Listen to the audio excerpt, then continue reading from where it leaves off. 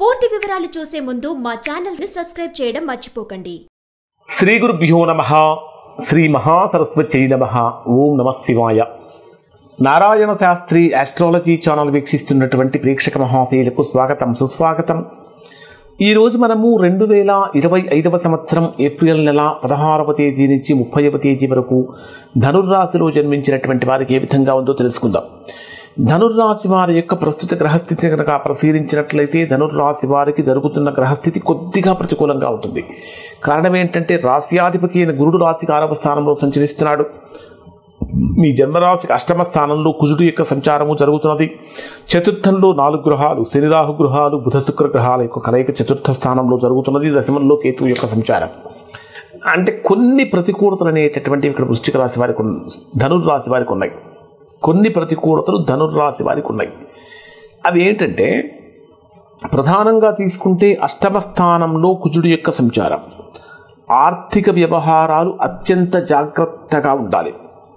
ఎక్కడా కూడా తొందరపాటుతనంతో ప్రవర్తించకూడదు. అంటే అప్పులు తీసుకునేటప్పుడు కానీ, అప్పులు ఇచ్చేటప్పుడు కానీ, అంటే రుణాలు తీసుకునేటప్పుడైనా వాటిని తీర్చేసేటప్పుడైనా ఒక సిస్టమేటిక్ వే అనేటటువంటిది పాటించాలి. ముఖ్యంగా ప్రయాణాలు చేసేటటువంటి సందర్భంలో కూడా కొన్ని జాగ్రత్తలు పాటించాలి. కానీ 6వ స్థానంలో గురుడు యొక్క సంచారము, చతుర్థంలో శనిరాహు గ్రహాల యొక్క కలయిక కొన్ని మీ తెలివితేటలు అద్భుతంగా పనిచేస్తాయి. అంటే వ్యూహాత్మకంగా నిర్ణయాలు తీసుకుంటారు. ఎంత పెద్ద సమస్య వచ్చినప్పటికీ దాంట్లో నుంచి బయటపడటం కోసం చేసే ప్రయత్నాలు చక్కగా ఫలిస్తాయి. ఆధ్యాత్మిక సంబంధమైనటువంటి కార్యక్రమాలలో చక్కగా పాల్గొంటారు. ఆధ్యాత్మికపరమైనటువంటి అనుకూలత కూడా కలుగుతుంది. ద్వితీయ స్థానాధిపతి, తృతీయ స్థానాధిపతి అయినటువంటి శని చతుర్థంలో సంచరిస్తున్నటువంటి కారణం చేత గృహ నిర్మాణాది కార్యక్రమాలు చక్కగా సజావుగా సాగుతూ ఉంటాయి. అంటే వారసత్వంగా వచ్చేటటువంటి ఆస్తులలో ఏదైతే ఇబ్బందులు కలుగుతూ ఉంటాయో ఆ ఇబ్బందులన్నీ కూడా తొలగిపోతాయి.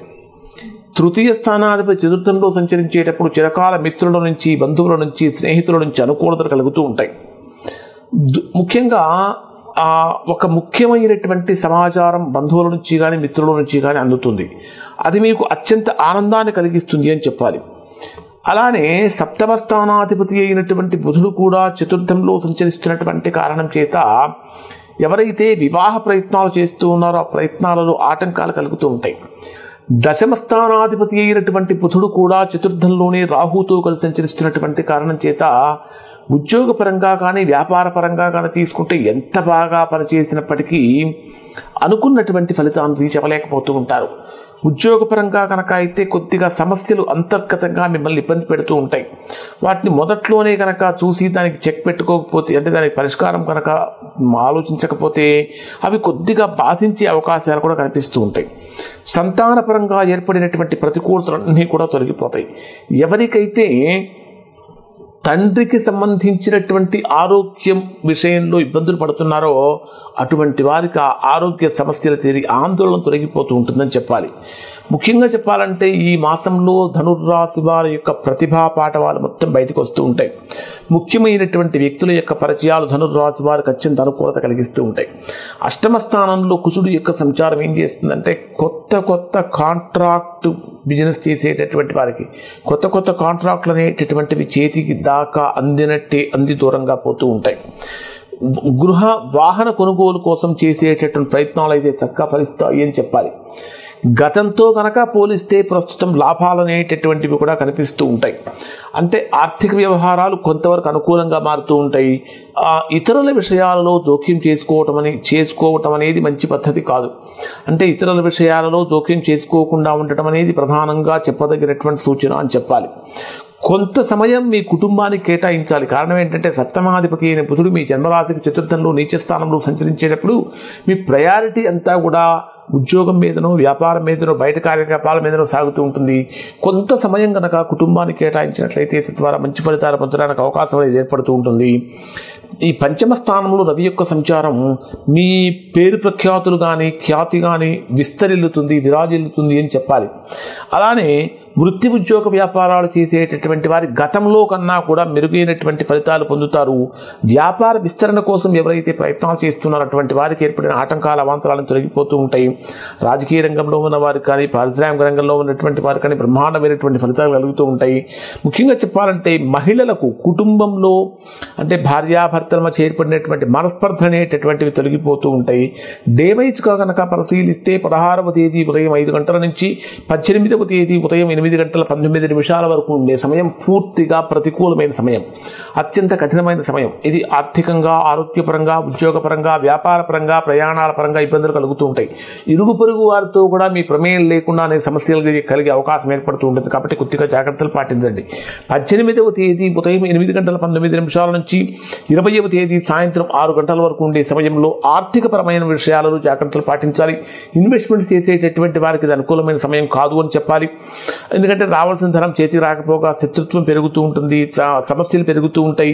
20వ తేదీ సాయంత్రం 6 గంటల నుంచి 22వ తేదీ రాత్రి 12:30 గంటల వరకు ఉండే సమయం బ్రహ్మాండమైనటువంటి అనుకూలతను కలిగిస్తుంది. ఆటంకాలు, ప్రతికూలతలు, ప్రతిబంధకాలు అన్నీ తొలగిపోతాయి.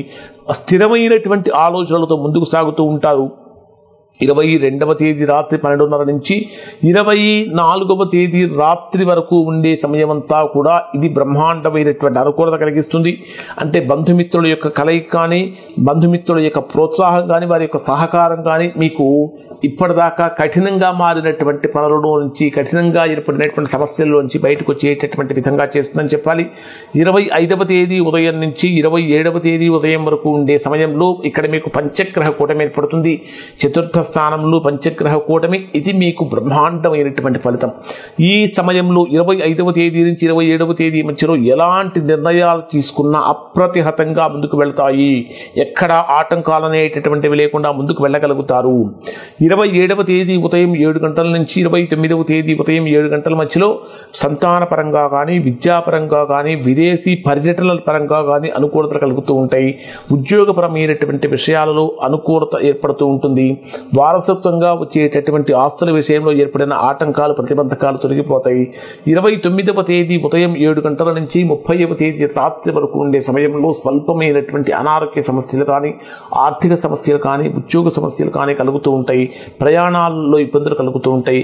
ముఖ్యంగా చెప్పాలంటే 29, 30వ తేదీలలో రుణాలు చేయటం కానీ, రుణాలు తీసుకోవటం కానీ అనుకూలమైనటువంటి ఫలితాన్ని ఇవ్వదు. ఇక్కడ ఈ రాశి వారికి కొన్ని అష్టమ స్థానంలో కుజుడు యొక్క సంచారం జరుగుతున్నటువంటి కారణం చేత ఈ రాశిలో జన్మించినటువంటి వారు ఆంజనేయ స్వామికి వడమాలను కనుక సమర్పించినట్లయితే, అంటే వడమాల సమర్పిస్తే చాలా మంచిది. దానితో పాటు కాలభైరవ అష్టకం కనుక పారాయణ చేసినా, లేదా కాలభైరవ అష్టకం ప్రతిరోజు విన్నా సరే అష్టమ స్థానంలో సంచరించేటటువంటి కుజగ్రహం యొక్క దోష నివారణ జరుగుతుంది. చతుర్థంలో సంచరించేటటువంటి శని, రాహు, బుధ, శుక్రగ్రహాల యొక్క దోష నివారణ కూడా కాలభైరవ అష్టకం యొక్క పారాయణం చేత తొలగిపోతుంది. ఇవి ధనుర్రాశి వారికి సంబంధించిన ఫలితాలు. ఇప్పుడు చెప్పినటువంటి ఫలితాలు ధనుర్రాశిలో ఉన్నటువంటి అందరికీ కూడా వర్తిస్తాయి. ఎవరికైతే వర్తించడం లేదో, ఇంకా ఎవరైతే తీవ్రమైనటువంటి ప్రతికూలతలు పొందుతున్నారో అటువంటి వారు ఒకసారి మీరు మీ వ్యక్తిగత జాతకాల విశ్లేషణ చేయించుకొని దోషం ఎక్కడుందో తెలుసుకుని దోష నివారణ కనుక చేయించుకుంటే చక్కగా సత్ఫలితాన్ని పొందుతారు. ఇవి ధనుర్రాశి వారికి సంబంధించిన ఫలితాలు. శుభం.